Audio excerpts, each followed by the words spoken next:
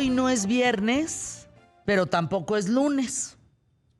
Es jueves de la historia de Emilio Valles Vidrio, aquí en ¿Qué tal, Fernanda? ¿Ya te escuchas? No me escucho, pero me escucho bien. ¿Por? No sé, yo creo que debe ser aquí una falla. ¿Quieres no sé que si te me preste sale. parte No de te la- preocupes. ¿Seguro? Así, ¿Un nada más corto? un cortillo, yo A creo. ver, en el otro. En el otro tampoco. A ver. Ahí está, ya. Listo, Oye, listo. es un tema terrorífico ¿eh? Está Es una historia horrible. brutal. Brutal. A ver, cuéntanos. El asesino del juego de citas. ¿Por qué se le llama así? Porque en la década de los 70 en Estados Unidos, ahora ya lo vemos más natural, pero bueno, en aquellos años, en aquella década, pues era la novedad de hacer este tipo de programas, que eran estos programas de citas a ciegas, ¿no? De repente estaba una chica y entonces invitaban a unos prospectos y entonces se hacían preguntas, no se conocían y entonces, de acuerdo a las preguntas, las respuestas y la picardía o el encanto que pudiera tener cualquiera de estos tres candidatos con la chica, pues entonces la chica decidía con cuál de ellos podía tener una cita y salir. Y entonces ya conocerse mejor, etcétera, etcétera. Entonces, era un programa que de alguna manera en la década de los 70 pues empezó a tener mucho éxito. Y, como te digo, iban muchos concursantes. Bueno, en esa misma época de la década de los 70, había un hombre que se hacía llamar Rodney Alcalá, que además se presentaba como un gran fotógrafo, un fotógrafo con éxito, un chavo que además tenía contactos con agencias publicitarias, con programas de televisión, o por lo menos eso es lo que les decía, y entonces contactaba a chavas, les decía que les iba a hacer un portafolio, les iba a hacer unas fotografías y todo este asunto, y entonces pues las convencía y las engañaba. En 1978, en septiembre de 1978, este hombre, Rodney Alcalá, que se paseaba por Los Ángeles y por otras ciudades importantes de los Estados Unidos, llegó a concursar precisamente a este programa. Se llamaba The Dating Game, así que era como la cita el juego de las citas. citas, ¿no? Entonces llegaba y entonces se presenta. Estaba guapillo, tenía encanto, era simpático, estaba alto, lo vieron como guapín y le dijeron, pues sí está para el programa. Pero nadie de la producción lo investigó, no se daban cuenta que atrás de esa gran sonrisita... Eso es lo que pasan con esos programas. Sí, no lo investigaron, no sabían quién era, no tenían ni idea. Estamos hablando de 1978. Bueno, pues... ¿Se parece a Camilo Sesto? Sí. Tiene aire, ¿no? Sí, se parece. ¿Sabes a quién se parece? A Michael, al que hacía el de la familia Ingalls, se me fue el nombre, Michael. Ah. Sí, al cuate ¿no? Ahorita me acuerdo. O también tiene aire de Rafael. Sí, bueno, pues estamos hablando de la década de los 70 con la gran melena, con la ¿no? greña.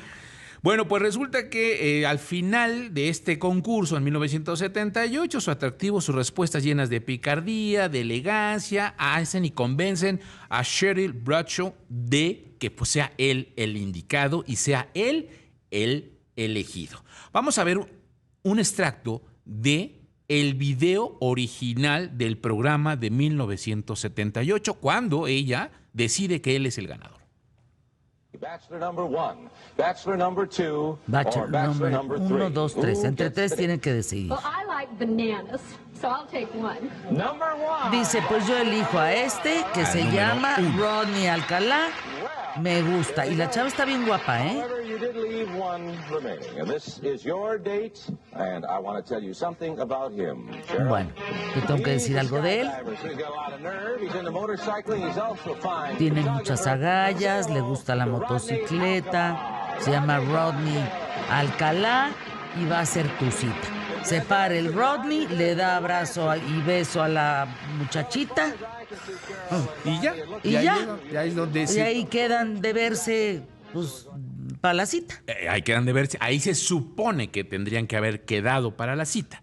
Lo que sucede después es súper importante. Esta chica le empieza a sentir como una mala vibra a él, extraña, y entonces al final ella cancela la cita.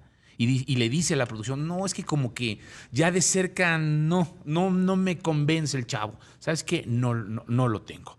Lo que nadie sabía es que Rodney Alcalá ya había sido condenado en 1968 por el asesinato de una niña de 8 años llamada Tali Shapiro, a quien la dejó muerta en su apartamento. La policía investiga. ¿Cómo su apartamento? En el apartamento de él. O sea, se lleva a la Ah. niña, la mete a su apartamento y ahí la mata. Es una niña de 8 años. Y luego él huye y se cambia de nombre y la policía no lo localiza, empieza a hacer investigación y no lo encuentra porque él se va a vivir a la costa este y además se cambia el nombre y se cambia identidad y no lo encuentran. No. Sin embargo, a través de las investigaciones, la policía y el FBI lo tenía hasta 1971 como uno de los 10 fugitivos más buscados por parte del FBI. Increíble lo que voy a decir. Solo pasó 17 meses en la cárcel después de que lo agarran en 1971. Así que Rodney Alcalá pues simplemente sale y sigue su vida normal.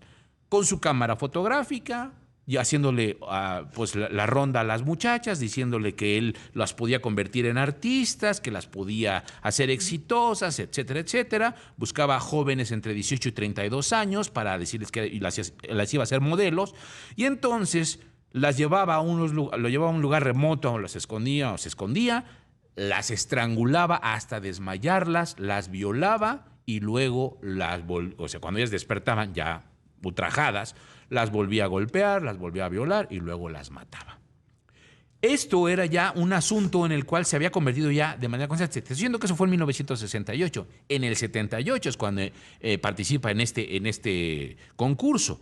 El hecho es que al final, la policía cuando lo detiene y que encuentra precisamente en su casa fotografías de los cuerpos en posiciones explícitas y además encuentra una gran cantidad de fotos almacenadas, muchas de las cuales de estas mujeres habían sido reportadas como desaparecidas y no encontradas, y algunas de las imágenes descubiertas en una unidad de almacenamiento mostraban a mujeres desaparecidas, y entonces la policía dice, bueno, ¿qué onda con todo esto? Y empieza a investigar más, logra evadir las autoridades, pero en 1979 fue arrestado por el asesinato de una niña de 12 años, Robin Christine ¡Qué Sampson. barbaridad, Emilio! La niña iba a su clase de ballet.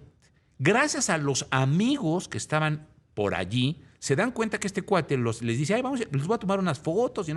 Y entonces lo relacionan a él con la desaparición de la niña. Y por eso lo logran detener.